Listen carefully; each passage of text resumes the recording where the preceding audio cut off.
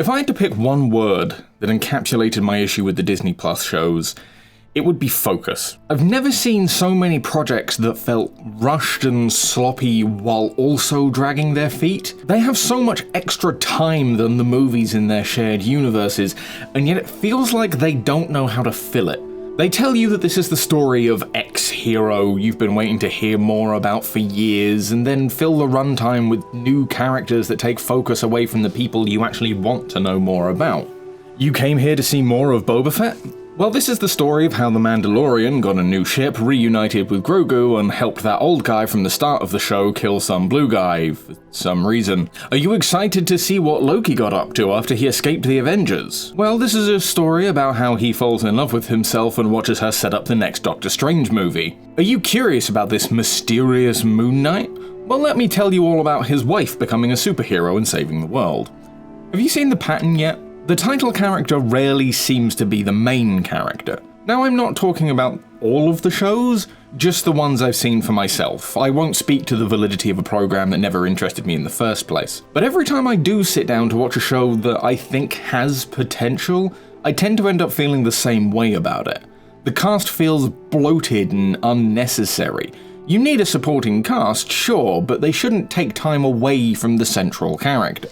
I wanted to see Boba Fett being more of the badass we got in Shadow of the Empire and War of the Bounty Hunters that was hinted at in The Mandalorian, as much fun as it is watching literally everyone disrespect him to his face with little to no consequence. I don't care about the moped gang that they didn't bother saying the names of on screen until the final episode. I kind of cared about the Tusken Raiders and where that could go, but no, they needed a burning bodies on Tatooine scene for the drama. And honestly, what was the show actually about?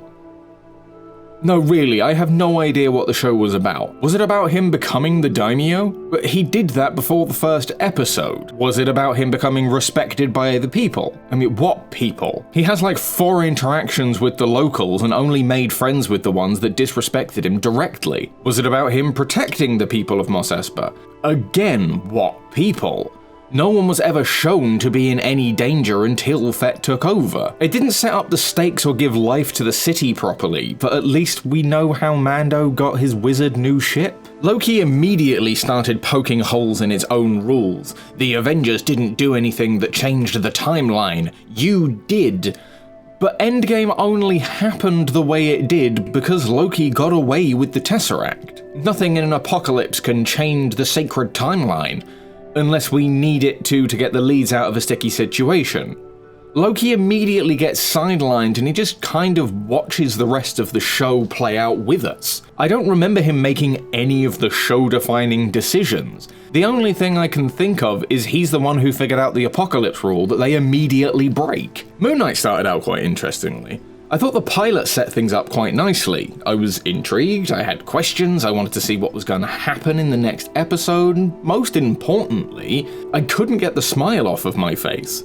They didn't need to introduce more characters. You already had an interesting and complicated villain, and the lead was 2 characters on his own, and that was before we found out about the third personality. Yes, anyone who read the comics knew that was coming, but I'm talking about the show here because it doesn't seem to have a lot to do with the books at all. There were so many moments that Layla just ate screen time for me. She pointlessly moved the MacGuffins around to get them where they needed to be. Instead of a cool Moon Knight fight, we got a few minutes of goofy slapstick. We didn't need her to know the artifact dealer. There's no reason Mark couldn't have known the guy.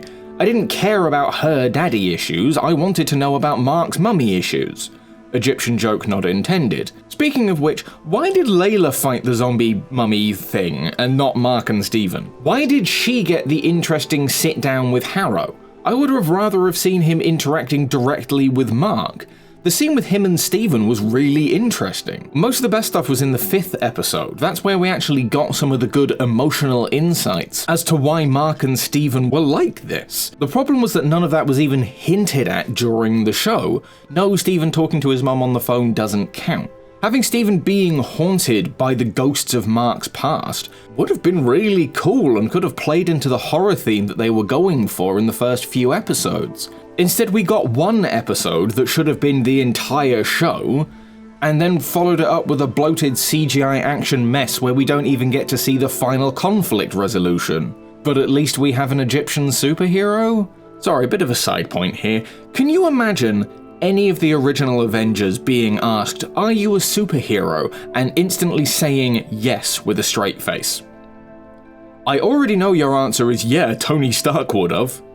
Really? The self-aggrandizing narcissist with a superiority complex. Make of that what you will. The only Disney show I've watched that doesn't sideline the lead is WandaVision, and that show had a whole host of other problems. First of all, Wanda was the bad guy. I don't care what warped sense of morality you used to justify what she was doing. As soon as she became aware of what she was doing, and kept fighting to keep it that way, she became the bad guy. Evil is evil, whether you empathize with it or not. And no, it wasn't Agatha all along. The only thing she did was kill the dog. It's not a nice thing to do, but it doesn't make it all her fault.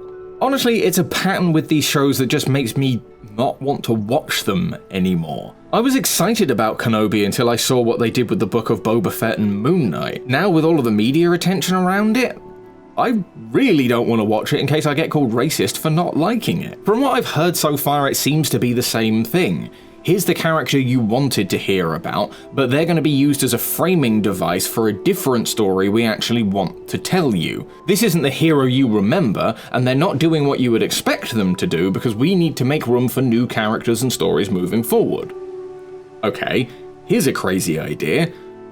Just tell the new stories. Where are all the shows set in the sequel era? How about you make spin-offs of original Disney Star Wars characters? And I mean, hell, it worked for The Mandalorian. Although, funnily enough, that's another show that I thought had too many supporting characters. You own the whole timeline now, why not go back and do some Old Republic stuff? The same with the Marvel Universe. Stop shoehorning new characters into shows that don't have room for them, and have some faith in them to stand by themselves. Put it this way.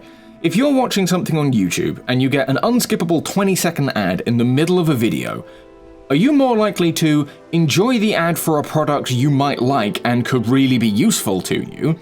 Or are you more likely to be really frustrated and resentful towards the product for getting in the way of what you actually wanted to see? By pushing characters forwards in these shows, all that actually happens is you take time and focus away from both.